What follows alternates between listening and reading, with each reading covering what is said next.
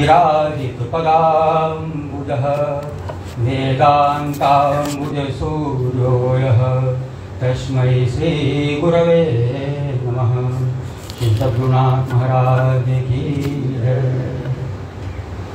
पूज्य स्वामी जी के श्रीमुख से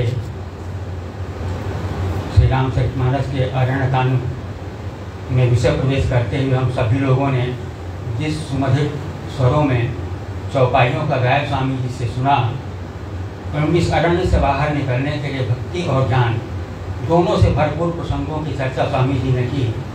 उस पथ में आगे बढ़ते हुए हम पूज्य स्वामी जी के श्री चरणों में निवेदन करेंगे, यथा योग्य हम सबको मानते हुए अपनी कृपा पूर्ण वाणी से हम सभी को अभिचिंतित हम सुखी करने की कोशिश करें। हरिओम हरिओम।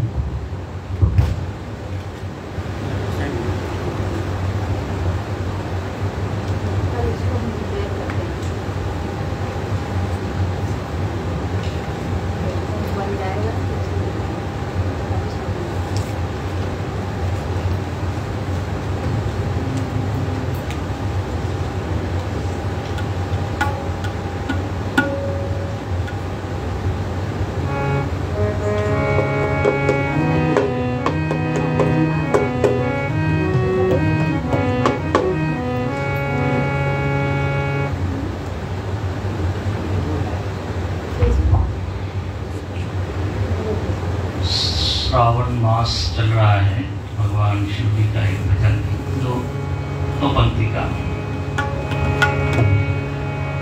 आप लोग भी मेरे पीछे दोहराइएगा।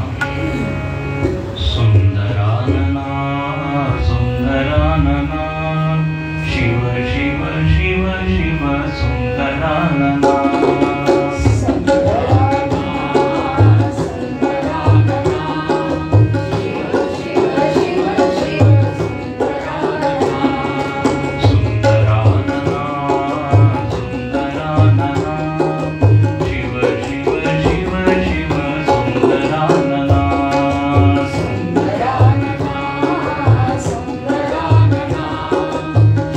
शिव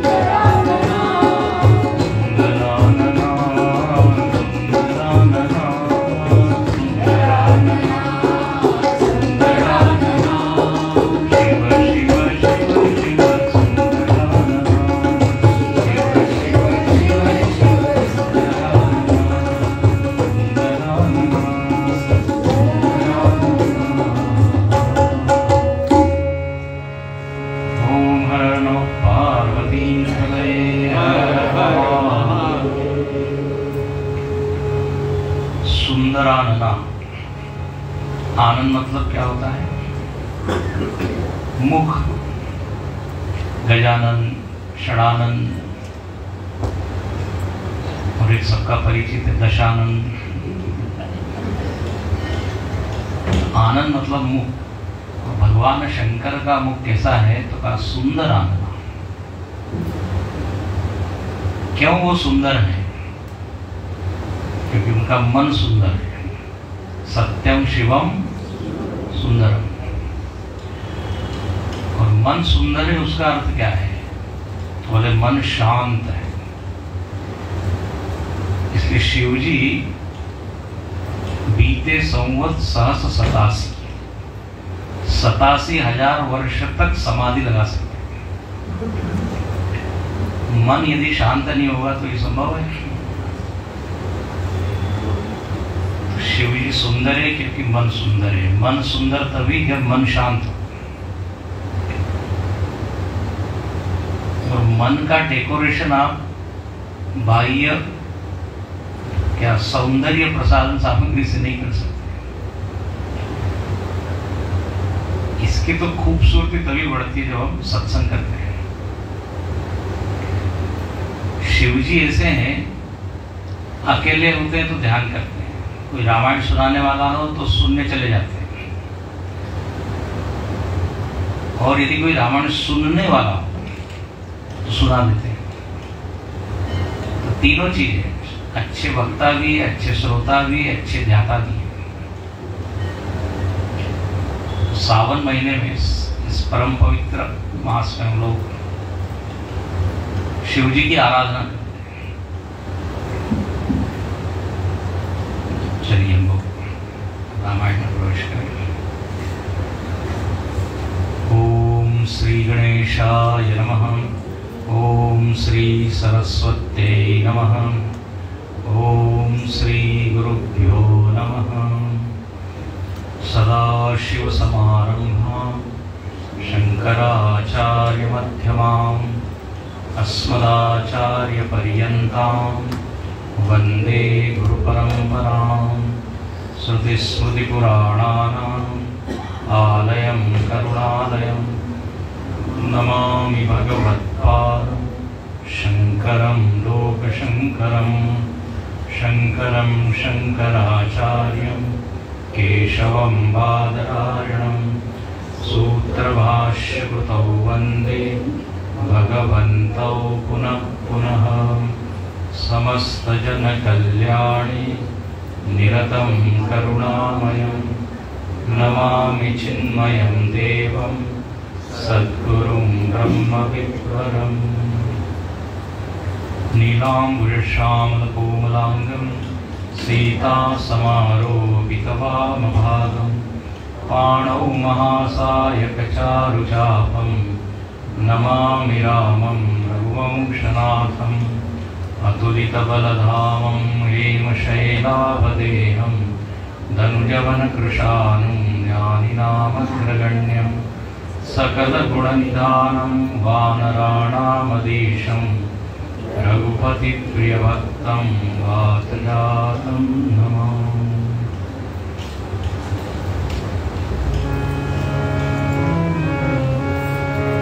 जय सिया राम, जय जय सिया राम। जय सिया राम, जय जय सिया राम। जय सिया राम, जय जय सिया राम। जय सिया राम, जय जय सिया राम। राम राम राम राम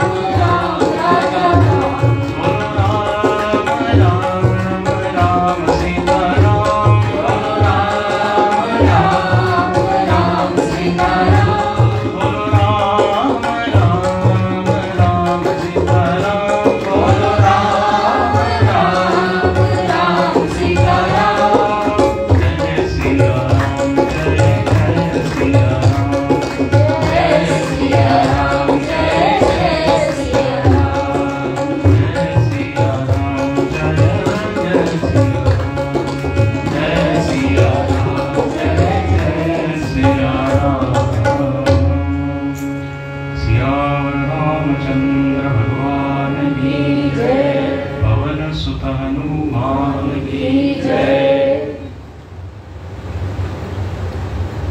श्री रामचरितमानस के अरण्य कांड का रसास्वादन हम लोग कर रहे हैं और इस कांड में प्रारंभिक जो प्रसंग है वो है जयंत मोह का, जो भगवान को देखकर मोहित होता है, राम को ईश्वर न मानकर एक सामान्य जीव मानता है। इसको मोह कहा है। मोह जो शब्द है वो मुह धातु से बनता है। उसका अर्थ होता है मोह वैचित्य, विपरीत बुद्धि, विपरीत ज्ञान। जो चीज जैसी है उसको वैसा न जानकर अन्य जानना, इसको कहते हैं मोह। हम लोग देखिए अनेक चीजों से मोहित है, अनेक विषयों में मोहित है। वो वैसी है नहीं लेकिन हमको लगता है वैसी है। शरीर आत्मा नहीं है लेकिन लगता क्या है, शरीर ही आत्मा है। देहो हमित्येव जड़स्य बुद्धि, विवेक चूड़ामणि में शंकराचार्य जी लिखते हैं। हमको स्वप्न में भी ये शंका नहीं होती कि मैं देह हूं कि नहीं। ये बिल्कुल मान के ही हम बैठे हैं कि बस यही है। तो मजेदार बात यह है कि किसी भी गुरु ने ये सिखाया नहीं है हमको कि भाई कल से आप अपने आप को शरीर मानो। ये उपदेश श्रवण करने के पश्चात हुआ है क्या? और मजेदार बात, जिसका उपदेश रोज किया जा रहा है वो स्वीकार होता नहीं, वो बात पछती नहीं। देहो हम ये बिना उपदेश के, बिना श्रवण के, बिना अध्ययन के स्वाभाविक रूप से अपने भीतर ही वृत्ति बैठी है। और जो वृत्ति जानी चाहिए, हाँ, वो वृत्ति जाती नहीं। तो जब तक मोह है तब तक ये बात बनी रहेगी। इसलिए भगवान शंकराचार्य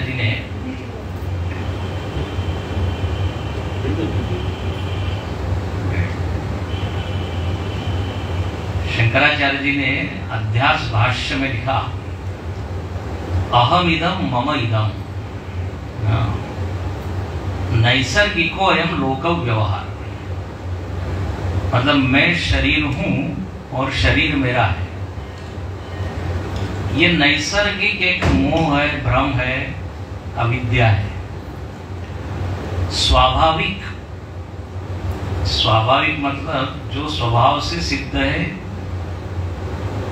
जन्मतः जो साथ में लगी हुई है। नैसर्गिको अयम लोक व्यवहार। और मिथ्या ज्ञान निमित्त कहते हैं। मिथ्या ज्ञान के कारण ये वृत्ति है। यदि सही ज्ञान हो जाए तो मालूम पड़ेगा नहीं, देह तो दृश्य है, मैं दृष्टा हूं। देह तो जड़ है, मैं चेतन हूं, है ना। ये इसको क्या कहेंगे? विवेक। विवेक मतलब पृथक्करण। तो ये मोह है। धर्म को अधर्म समझना और अधर्म को धर्म समझना मोह है। मोह के बहुत क्षेत्र हैं। हम लोग मोह में बड़े एक्सपर्ट हैं, कुशल हैं। उल्टा ज्ञान। अर्जुन को भी मोह ही हुआ था ना। धर्म को क्या मान रहा था? बोले तो बड़ा पाप है, अधर्म है। वो कहता है कि युद्ध करने के बजाय भिक्षा मांगकर जीवन यापन करना ये धर्म का काम है। It is better. गुरु न हत्वा ही महानुभावान श्रेयो भोक्तुम भैक्षम अपीह। तो अब ये क्या है, मोह है कि नहीं?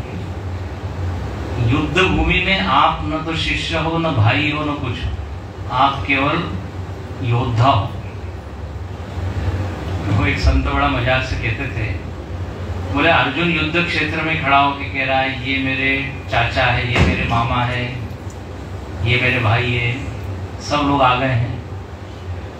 तो महात्मा जी कहते हैं अर्जुन को कि अरे तुम विवाह की बारात में नहीं आए हो, ये सब नाते रिश्ते वाले आ गए, क्या देख रहे हैं? यहाँ पे केवल एक धर्म का पक्ष है, एक अधर्म का पक्ष है। इसलिए अर्जुन ने बहुत बढ़िया भाषण दिया है प्रथम अध्याय में, और यदि आप केवल प्रथम अध्याय सुने तो आप बिल्कुल अर्जुन से सहमत हो जाएंगे, बोले जो अर्जुन कह रहा है बिल्कुल सो। लेकिन भगवान ने बिल्कुल भी उसकी स्तुति नहीं की, बल्कि उसको डांट लगे। क्लैप्यम मास्मगम पार्थ नहीं तत्त्वयुपपद्यते क्षुद्रम हृदय दौर्बल्यम त्यक्तोत्तिष्ठ परन्तप। ये तो क्लीबता है, नपुंसकता है, कायरता है। इसका अब भगवान की वाणी प्रमाण है कि अर्जुन की वाणी? भगवान जो बोल रहे हैं वो ज्यादा सही है। तो भगवान ने उसके मोह के ऊपर एक आघात किया। भज गोविंदन नाम का एक स्तोत्र है जो चिन्मय मिशन में बहुत प्रसिद्ध है। उस भज गोविंदम का नाम है मोह मुद्गर। बोले मोह के ऊपर हथौड़ा चलाने वाला वो ग्रंथ। जितनी गलत क्या कहते हैं भ्रांतियां हैं, गलत ज्ञान है, उसके ऊपर खूब आघात किया। और उन्होंने साधु सन्यासियों को भी नहीं छोड़ा है। जटिलो मुंडी लुंचित केश, सीधे सीधे मूड कह दिया है। पश्यन नपि जन पश्यति मूढ़ उदर निमित्तम बहुकृतवेश। तो धर्म को लेकर, कर्तव्य को लेकर, अहम को लेकर जो गलत ज्ञान है वो है मोह। और गुरुजी एक बड़ी अच्छी बात कहते रहे कि अर्जुन को तो एक ही बार मोह हुआ, हम लोग को तो पग पग पर, हर कदम पर मोह हो रहा है। तो गीता की जरूरत अर्जुन के बजाय हम लोग को ज्यादा है।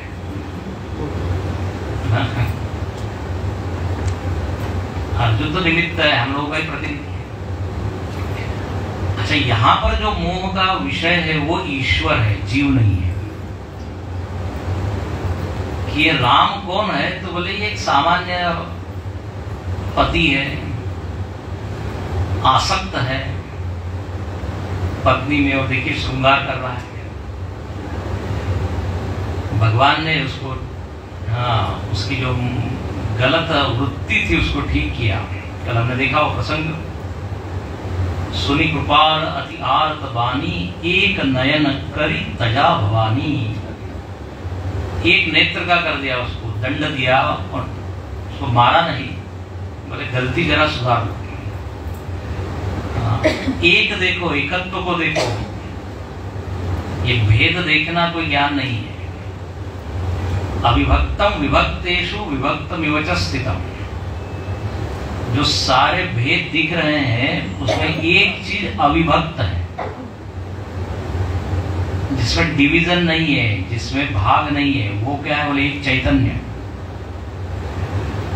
तो चाहे सीता जी हो, चाहे राम जी हो, चाहे और कोई हो, सब में एक ही चैतन्य व्याप्त है। उपाधियां अलग अलग हैं, लेकिन उपाधियां तो सत्य नहीं है, इसलिए भेद सत्य नहीं है। भेद सत्य नहीं है। औपाधिक रूप से भेद दिखते हैं, चूंकि उपाधि झूठी है तो भेद भी झूठे हैं। ये वेदांत पढ़ते हैं हम।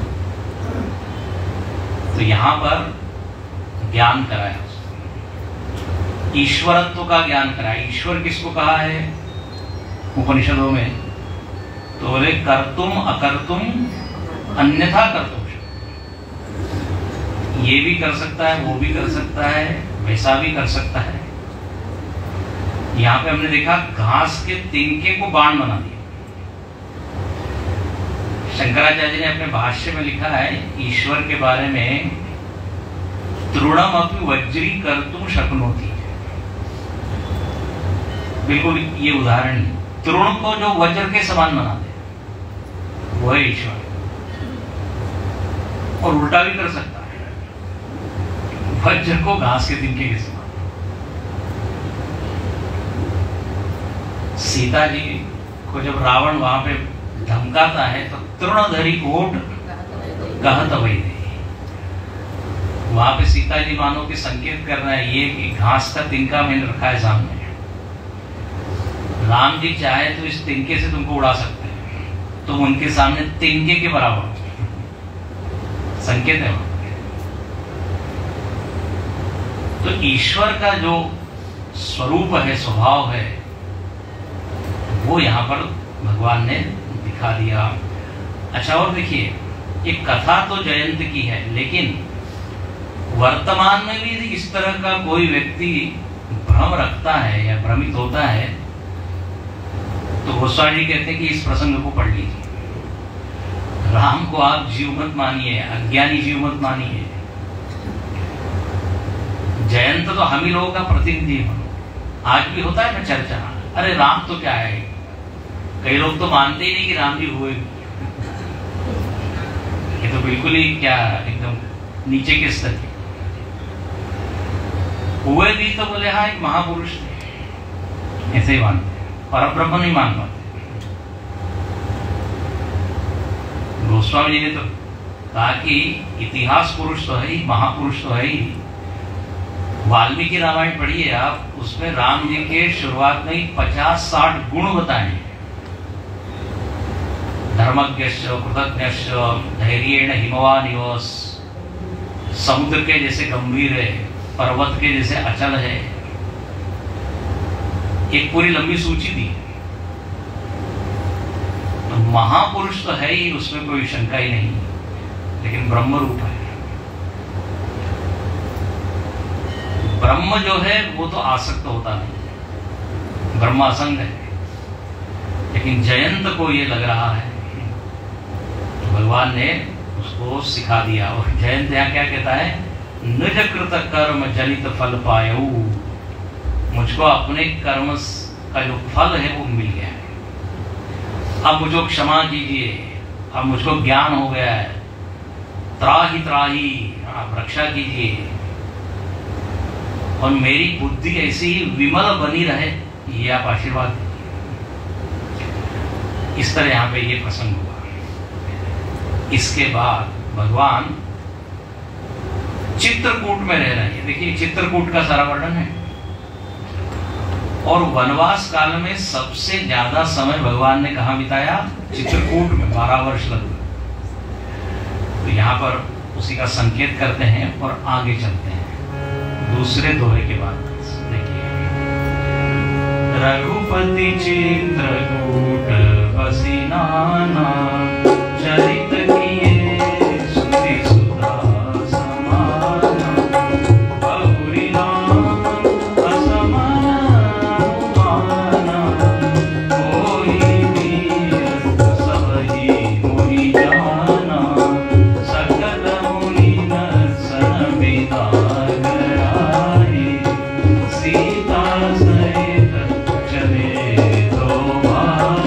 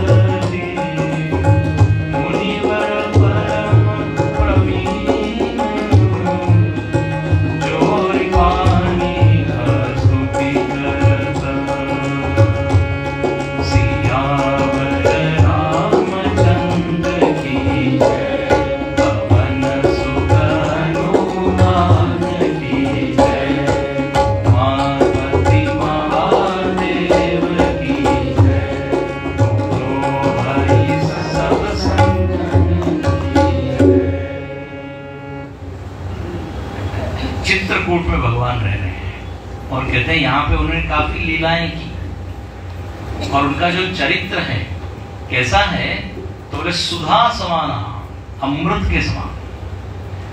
ये अमृत शब्द का अर्थ क्या होता है? अमृत वाणी हम बोलते हैं ना, अमृत वाणी, अमृत वेला। सुबह सुबह का जो समय है उसको सिख लोग क्या बोलते हैं? अमृत वेला। अच्छा, जब कोई बहुत अच्छी वाणी बोलता है तो कहते हैं अमृत वाणी। अमृत का सीधा अर्थ है मधुर, मीठा। जब कार्ड वगैरह बनाते हैं तो उसमें क्या लिखते हैं? अमृत वाणी का लाभ लेते हैं। तो अमृत मतलब मधुरम। तो ऐसी उन्होंने लीला की है जिसका श्रवण करके हमारे भीतर की जो कटुता है, कड़वाहट है, वो सब चली जाए। देखो, जब आप राम कथा सुनते हैं, रामायण का प्रवचन सुनते हैं, तो इस सत्संग में आपके मन में कोई ईर्ष्या, द्वेष, मत्सर कुछ आ रहा है क्या? ये सारी वृत्तियां क्या हो गई, कहां लुप्त हो गई, शांत हो गई, मालूम है? ये सत्संग का प्रभाव है। अंतःकरण मीठा हो जाता है, मधुर हो जाता है। ईर्ष्या, द्वेष, मत्सर अभी सब गायब हो गए, अभिमान इत्यादि सब गायब। लेकिन आपको होता है ज्यादा खुश होने की जरूरत नहीं है। बाहर जब आप चप्पल पहनेंगे तो सब आज धमक बैठेंगे। बोले आपको 1.5 घंटे के लिए छोड़ा था फिर सब आ जाते। राम जी ने कहा 1.5 घंटे तो मैंने आपको संभाला, आप अपने आप को संभाल लीजिए। वो सत्संग की जो बातें हम बार बार दोहराते रहें तो फिर हमेशा के लिए मन मीठा होगा कि नहीं? अधरम मधुरम नयनम मधुरम, भगवान का जो मधुर रूप है उसका ध्यान करें। तो यहां पर कहते हैं चरित्र किए श्रुति सुधा समाना।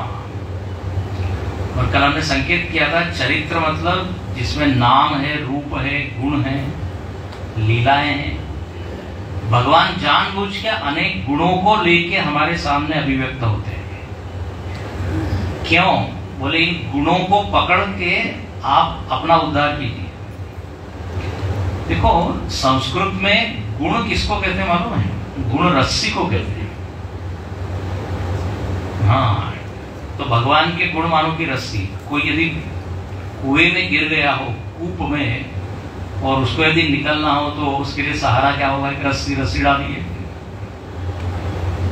तीन पर ही भव कूपा आता है ना, भय प्रकट कृपाला। उसमें अंतिम लाइन क्या है? हरिचरित जगावही हरिपद पावही तेन पर ही भव कूपा। हम लोग भवकूप में पड़े हुए हैं। ये संसार को जो है ना अलग अलग उपमाएं दी है। कहीं कहा है भव सागर, क्योंकि इसका किनारा दिखता नहीं, इसलिए एक समुद्र की तरह है। कभी कहा है अरण्य, कल हमने बताया था, भवाटवी, जंगल की तरह ये संसार, भटक जाते हैं। किस ओर चल दिए, किस ओर जाते जाते, किस ओर भटक गए, तेरे दर पे आते आते।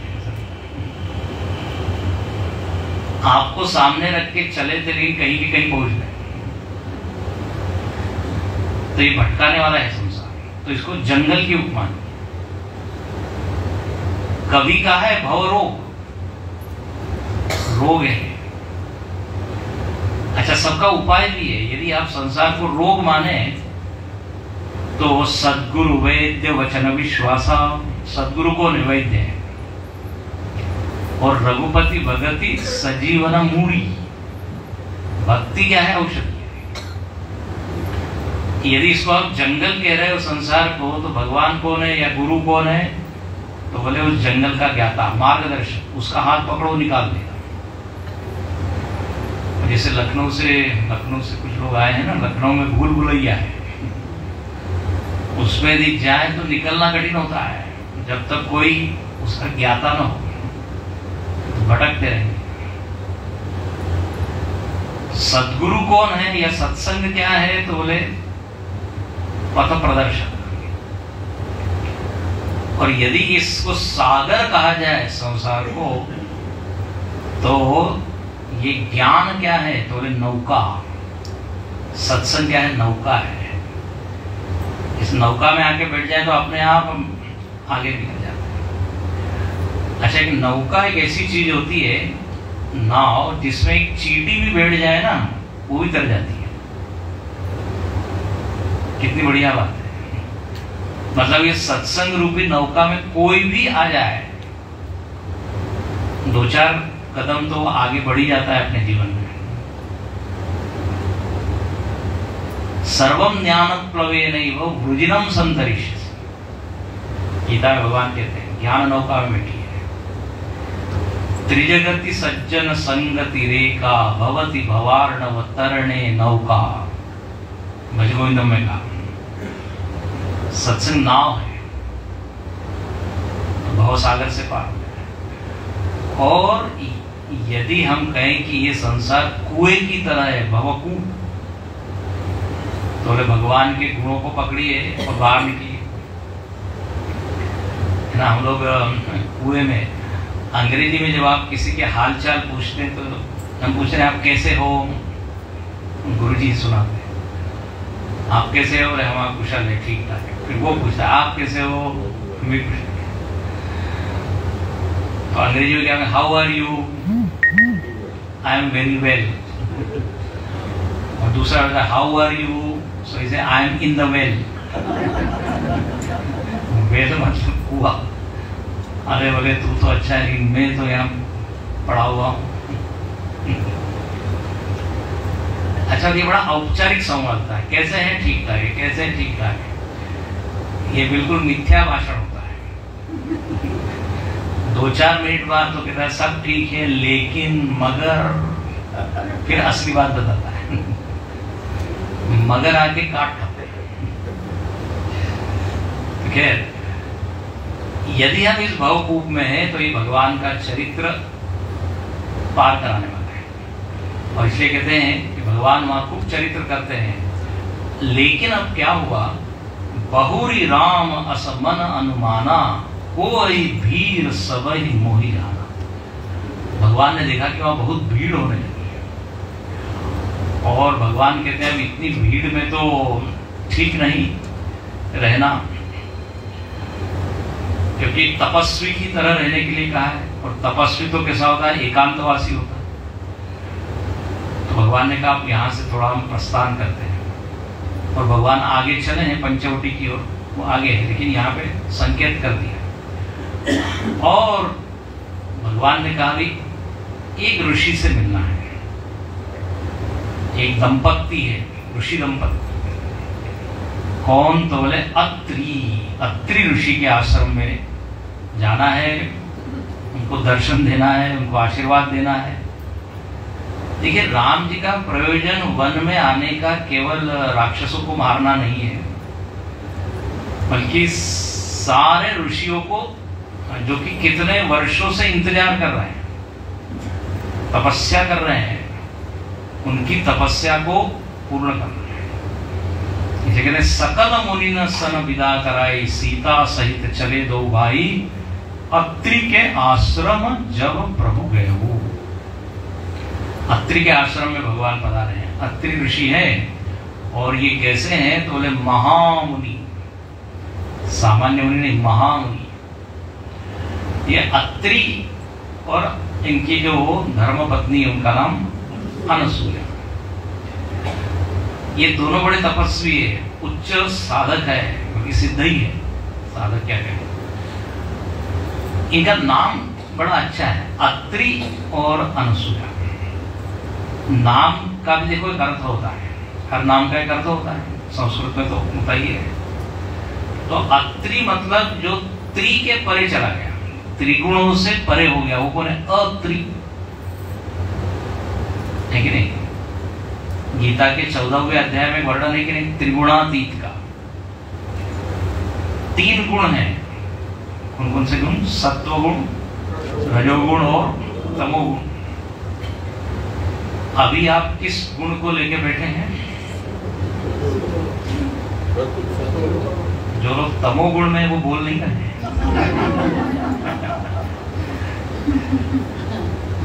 अच्छा, 1 घंटे में ये तीनों गुण विजिट करके जाते हैं।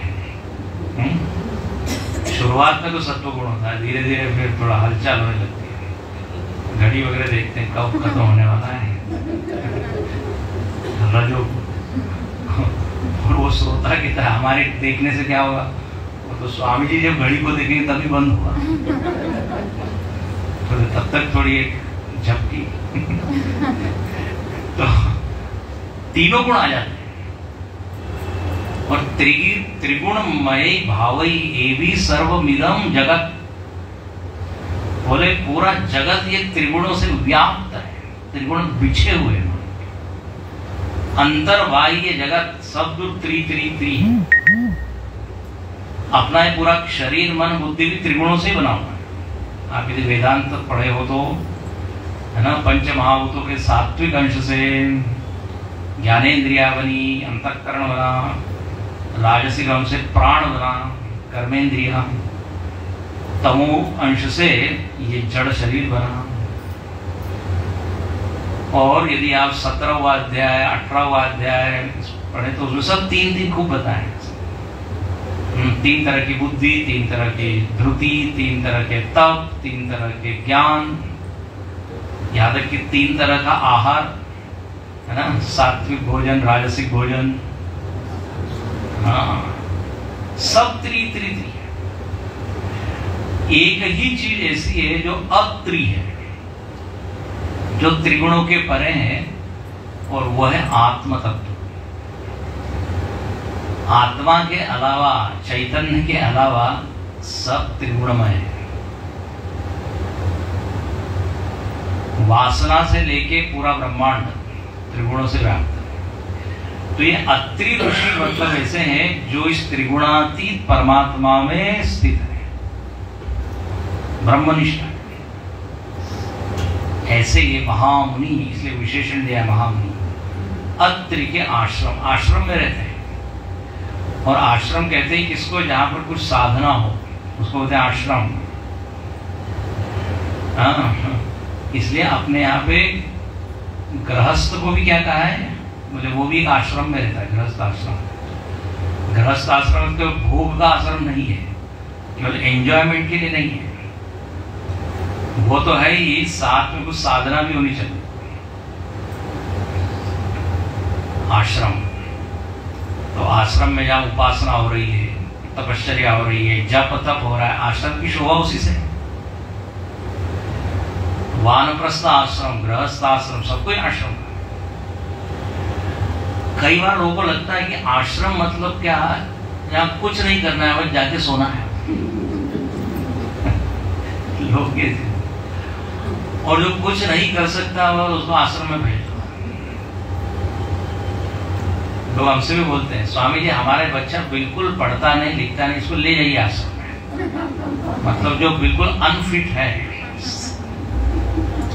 बिल्कुल बेकार है, he is good for what, आश्रम। आश्रम मतलब असली अर्थ है जहां बहुत श्रम करना पड़ता है। आप सिद्धवाड़ी में जाइए या पवई में जाइए, वेदांत कोर्स ज्वाइन कीजिए, तब मालूम पड़ेगा। सुबह से लेकर रात तक एक वाले, कभी वैदिक पाठ कीजिए, कभी संस्कृत पढ़िए, कभी सत्संग कीजिए, कभी सेवा कीजिए, कभी हवन कीजिए, सतत एक भी दिन खाली नहीं। तो यह श्रम है। तो ये लोग इस तरह का श्रम कर रहे हैं, ये निवृत्ति परक श्रम है ना। हम लोग भी श्रम करते हैं, पर वो कैसा है, प्रवृत्ति पर, जो विषय वासना को बढ़ाने वाला है। लेकिन ये सारा श्रम विषय वासना को कम करने वाला।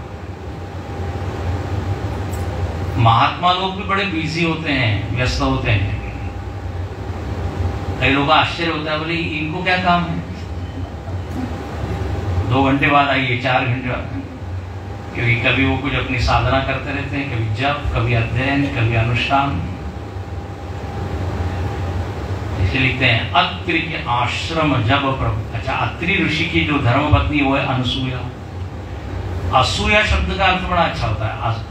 असूया मतलब दोष देखना, असूया मतलब दोष, दोष दृष्टि। और अनसूया मतलब जो दोष को न देखे, ठीक है नहीं, अनसूया। गीता में शब्द आता है, ये ते तदभ्यसूयन्त नानुतिष्ठन्ति मे मतम। बोले इस दुनिया में दो तरह के लोग हैं, भगवान कृष्ण कहते हैं, जो मेरे वचनों में दोष देखते हैं, और दूसरे कैसे, श्रद्धावंत अनसूयन्त मुच्यन्ते तेपि कर्मभि, जो मेरे वचनों में दोष नहीं देखते। बिल्कुल अनसूया, अनसूया का भी वही लक्षण है माता जी का, दोष न देखना। और देखो ये लोग पूछते हैं सबसे बड़ा दोष कौन सा है और सबसे बड़ा गुण कौन सा है,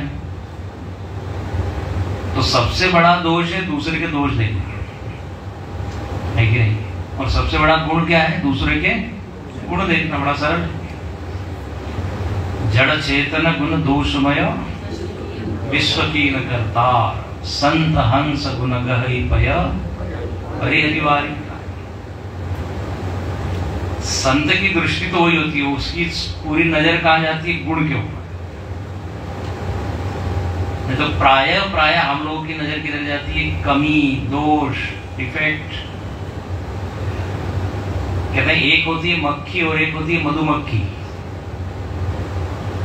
मक्खी वहीं बैठती है जहां कुछ गड़बड़ हो, यानी शरीर में कुछ घाव हो, कोई वहां जाती गंदगी। मधुमक्खी कहां बैठती है, तो मुझे फूल हो। तो हमारा मन मक्खी है कि मधुमक्खी है? अब आप जोर से मत बोलिए, अपना अपना देखिए। तो होना चाहिए मीठा। हर लोग कहते हैं अब क्या करें, दोष दिखते हैं, हम देखते नहीं है, दिखते हैं। मतलब यदि हमको गुण देखना है तो अब सामने वाले की जिम्मेदारी है कि वो सारे गुणों को लेके आए, तब हम ये तो कभी होने वाला नहीं है। तो दोष दृष्टि और गुण दृष्टि, संत लोगों के पास एक कला होती है, जो दोष में गुण देख लेते हैं, दुख में भी सुख निकाल लेते हैं। महाराज जी कहते हैं, अखंडानंद जी महाराज, वो हर दुखद परिस्थिति में कुछ न कुछ अच्छा देख लेते।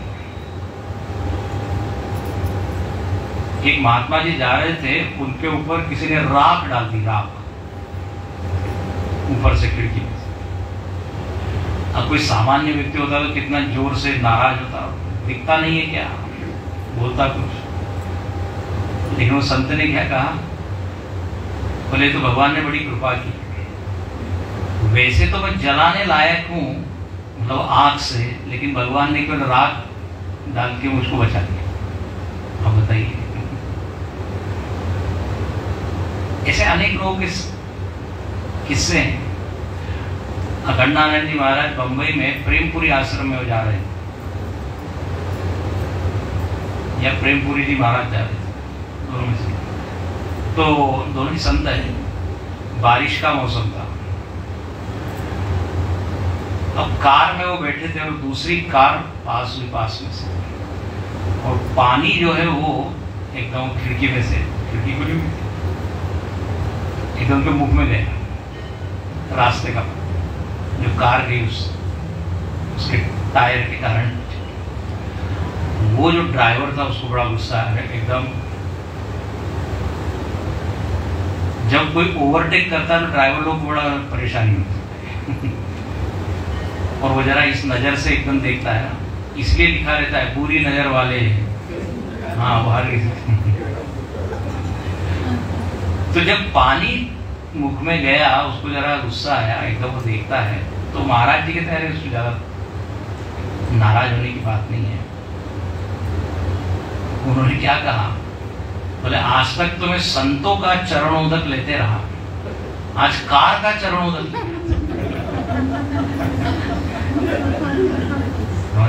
कार के अब ऐसा भी बोला तो वो ड्राइवर भी हंस दिया, वातावरण हल्का हो गया। महाराज जी कहते हैं उनको ये कला आती। सॉक्रेटिस का भी उदाहरण है, उसकी नाक बहुत बड़ी थी। नाक, सॉक्रेटिस बहुत बड़ा एक दार्शनिक, सब लोग कह रहे हैं अरे तुम कैसे कुरूप दिख रहे हो, इतना बड़ा नाक, इतनी बड़ी नाक है। वो कहने लगा है भगवान की बड़ी कृपा है, मैं ज्यादा ऑक्सीजन ले सकता हूँ। इसको कहते गुण देखे ना,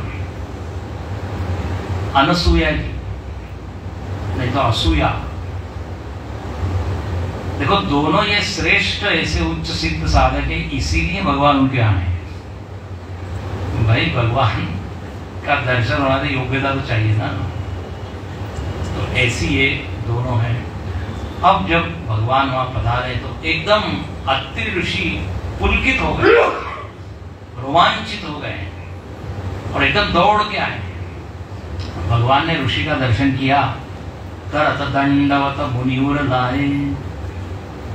भगवान ने दंडवत किया, ऋषि उनको उठाते बोले नहीं नहीं, आपका स्थान हमारे चरण में नहीं, हृदय में, आप तो हमारे हृदय में रहे। देखो भगवान जब ऋषि को हृदय से लगाते हैं तो क्या कहना चाहते हैं कि मैं आपके हृदय में, आप मेरे हृदय में, दोनों एक दूसरे के हृदय में। तो यहाँ पे उर लाए और प्रेम बारिद्वौ जन अनवाए, ऐसे रोमांचित हो गए, भाव विभोर हो गए कि उनके नेत्र सजल हो गए, नेत्रों से जल निकला और उसी से उन्होंने स्नान कराया भगवान का, अभिषेक।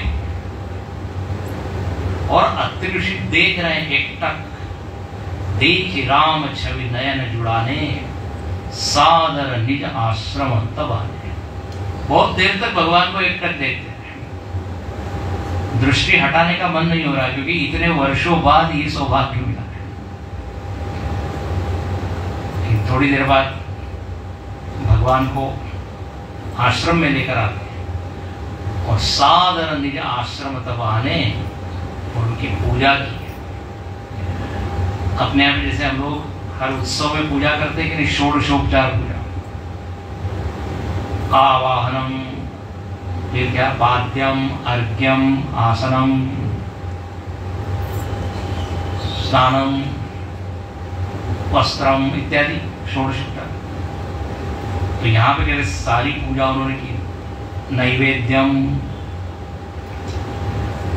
वो एक संत कहते हैं हम लोग भी पूजा करते हैं लेकिन अपनी करते रहते हैं, षोडशोपचार पूजा सुबह से। स्नानम, वस्त्रम, मेकअपम, नैवेद्यम मिनिमम 4 बार। लेकिन यहाँ पर भगवान के साथ उपचार किया गया, दिए मूल फल प्रभु मन भर। भगवान को भी बड़ा अच्छा लगा, बोले वाह कितना प्रेम से खिला रहे। देखिए ऐसा है, अतिथि की सेवा कैसी की जाए, उपनिषद में इसका वर्णन है, तैत्तिरीय उपनिषद में। उत्तम स्तर की सेवा, मध्यम, निम्न। बोले कोई यदि आए अपने यहाँ पर तो उसको सीधा एकदम बोलना चाहिए, भोजन तैयार है गरम गरम, लीजिए, खाइए, बैठिए। ये उत्तम सेवा है। और मध्यम क्या है, तो बोले अच्छा बैठिए, देखते हैं कुछ है क्या, और फिर थोड़े से चलिए अब आए हैं तो, ये मध्यम। और तीसरा क्या है, बोले भोजन करके ही आए होंगे आप। ये उपनिषद ने कहा है कि इस तरह से। और वहां ये वर्णन किया है कि यदि आपने उत्तम ढंग से दिया है तो आपको भी उत्तम ढंग से ही मिलेगा। मध्यम रूप से सेवा की थी, जैसा आप करोगे वैसे भोगोगे। इसलिए बिना पूछे एकदम आगे रख देना। एक व्यक्ति अंदर गया किचन में, कोई मेहमान आया था, बिठाया उसको, अंदर गया और वो कहता है कि मैं चाय लेके आता हूं। वो मेहमान इंतजार कर रहे हैं, वो खाली हाथ ही आया। एक्चुअल में वो क्या कह रहा था, मैं चाय पी के आ रहा हूं, चाय लेके आ रहा हूं तो ना ला रहा है। ये बिल्कुल अधम। तो यहाँ पे क्या कहते हैं, दिए मूल फल और प्रवासन आसीन भरी लोचन शोभा निरखी। बार बार भगवान का ही दर्शन करते हैं, नेत्र हटाना नहीं चाहते। और बोले अब भगवान आपने कंदमूल फल ग्रहण कर लिए, अब हम आपकी स्तुति करते हैं। देखो षोडशोपचार में एक उपचार होता है राजोपचार, है ना। उसमें उस मेहमान के लिए थोड़ा क्या संगीत, वाद्य, नृत्य, ये सब मनोरंजन। तो यहाँ पर बहुत ही सुंदर स्तुति अत्रि ऋषि ने की, स्तुति की है। और ये क्या स्तुति है, दो चार पंक्ति पढ़ लेते हैं। नमामि भक्तवत्सलं कृपारुषीण कोमलं भजामि ते पदाम्बुजं तथामिनां सदाम् नितामशाम सुन्दरं भवाम्बुनाथमन्दरं प्रफुल्लकन्यलोचनं मदादिदोषमोचनं प्रभङ्गबाहुविक्रमं प्रमोदमेयवैभवं निषङ्गचापसायकं धरं त्रैलोक्यनायकं दिनेशवंशमण्डनं अनेशचापखण्डनं मुनीन्द्रसन्तरञ्जनं पुरारिवृन्दभञ्जनं मनोरवैर्वर्णितं अजादिदेवसेवितं विशुद्धबोधविग्रहं समस्तदूषणापहं नमामि इन्द्रियापतिं सुखाकरं सदाङ्गतिं भजे शक्तिसानुजं शचीपतिं प्रियानुजं वदन्ति मूलयेतरा भजन्ति हीनवत्सरा वदन्ति नो भवानं वितर्कवीचिसन्मुखे विविक्तवासिनः सनः भजन्ति मुक्तये मुदा धीरस्य इन्द्रियाणि प्रयान्ति ते गतिं स्वयं अमीगमद्भुतं तपं वीरमीश्वरं जगद्गुरुं च शाश्वतं प्रियमेव देवं भजामि भाववल्लभां योगिनां सुलभं सभक्तचरणपादपं समं सुसेव्यमन्त्रं समं सुसेव्यमन्त्रं समं सुसेव्यमन्त्रम्। बहुत प्यारी, बड़ी भक्ति से भरी हुई ऐसी स्तुति अत्रि ऋषि करते हैं। स्तुति मतलब क्या, जैसा उस संत को अनुभव हुआ है भगवान का, उस अनुभव को वो शब्दों के द्वारा जब अभिव्यक्त करता है, उसी को क्या कहते हैं, स्तुति। उसमें भगवान के गुण, भगवान की लीला, भगवान का स्वरूप सबका वर्णन होता है। उसको जितना भगवान समझ में आया, इसलिए देखिए हर स्तुति में ये कहते हैं संत लोग, आचार्य लोग, भक्त लोग, कि मैं पूरी तरह से वर्णन कर नहीं सकता। मतलब जितना हमने किया उतना ही भगवान ने, ऐसा नहीं। मेरे पकड़ में जितना आया उतना मैंने बताया। राम अनंत अनंत गुण अमित कथा विस्तार, है ना। सुनी आचरण मानिए जिनके विमल विचार, हरि अनंत, हरि कथा अनंत। अनंत को आप कितने शब्दों से पकड़ सकते हैं, उसका वर्णन कर सकते हैं। बोले मुझको जैसा लगा वो मैंने बताया। तो यहाँ पर भगवान का सगुण साकार का वर्णन है, सगुण निराकार का वर्णन है, निर्गुण निराकार का वर्णन है। रामचरितमानस में राम जी के 3 रूपों का वर्णन है। निर्गुण निराकार मतलब परब्रह्म, वेदांत में जिसकी चर्चा होती है, सत्यम ज्ञानम अनंतम ब्रह्म यो वेद निहितम गुहायाम, जो सत्य रूप है, जो असंग है, जो जगत का कारण है, जिसका कोई रूप रंग नहीं है, अरूप अनाम, जगत प्रकाश से प्रकाशक रामू, चैतन्य है राम, ये निर्गुण रूप। सगुण निराकार मतलब ईश्वर, जिसमें आकार तो है लेकिन गुण बहुत है। राम जी ऐसे सगुण निराकार है।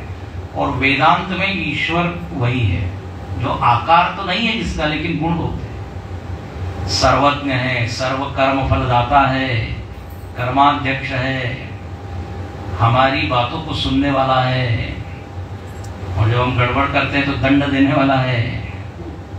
और बहुत गुण है उसमें। सर्वज्ञ, हम लोग आरती में बोलते हैं कि नहीं, क्या सर्वज्ञ, सर्वशक्ति, क्या बोलते हैं, सकल कल्याण गुणगण निदान, सर्वज्ञत्व, सर्वशक्तिमत्व। आरती में एकदम आता है ना, प्रारंभ में यहाँ होती नहीं, मालूम नहीं उसको, आरती वैदिक आरती। तो उसमें से एक लंबी सूची है भगवान के कितने गुण हैं। अनंत कोटि ब्रह्मांड नायक, हाँ, तो ये जो है सर्वरूप है, सर्वव्यापक है, सर्वदेश में है, सर्वकाल में है, ये ईश्वर है। और वही जब एक देश में, एक काल में, एक रूप में, एक शरीर में प्रकट होता है तो उसी को बोलते हैं सगुण साकार। तो ऐसा कहा गया, निर्गुण निराकार तो आत्मा से एक रूप है, आत्मा और उसमें कोई फर्क नहीं। तो ऐसे परब्रह्म का ध्यान करना चाहिए, सगुण निराकार की भक्ति करनी चाहिए, और सगुण साकार जो लीलाएं कर रहा है, जो गुण वो प्रकट कर रहा है, वो गुण अपने जीवन में आने चाहिए। मानव रूप लेके भगवान क्या करता है, आदर्श प्रस्तुत करता है, तो गुण जो उनमें है वो गुण अपने में है। तो यहां पर तीनों का वर्णन है। हमारे स्वामी जी बड़े मजाक में कई बार कहते हैं, बोले कुछ लोग तो सगुण के उपासक होते हैं, कुछ निर्गुण के, लेकिन कुछ लोग क्या न सगुण को मानते हैं न निर्गुण, फिर उनके जीवन में क्या रह जाते हैं, दुर्गुण। जो सगुण को भी न माने, निर्गुण को भी न, फिर क्या हो जाएगा। तो बोले या तो सगुणोपासक हो या निर्गुणोपासक। तो देखो कैसा प्यारा या सुंदर वर्णन है, नमामि भक्त वत्सलम कृपाशील कोमलम। बोले नमामि, नमामि आपको प्रणाम है, नमस्कार है। नमस्कार मतलब मेरा कुछ नहीं, सब आपका ही है। न मम इति नमः। हम लोग शरीर से तो नमस्कार करते हैं, लेकिन मन से करते हैं कि नहीं मालूम। आरती में जो बोलते जरूर है, तेरा तुझको अर्पण, क्या लागे मेरा। ईमानदारी से बोलते कि नहीं मालूम नहीं तो मेरा मुझको अर्पण, क्या लागे तेरा।